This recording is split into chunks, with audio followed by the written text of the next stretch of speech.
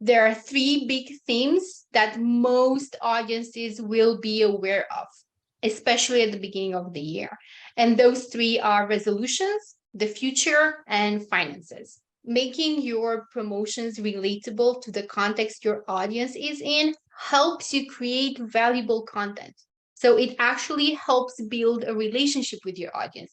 Even if they don't buy during this promotion, over time, if all of your promotions have this angle of here's what's happening now in your life, and I understand and I see you, you're basically mirroring the fears and the pains they might not be brave enough to talk about with other people.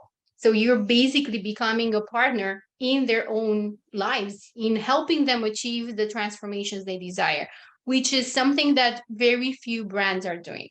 And also something that most people don't really understand about running email promotions that sell without making them very salesy.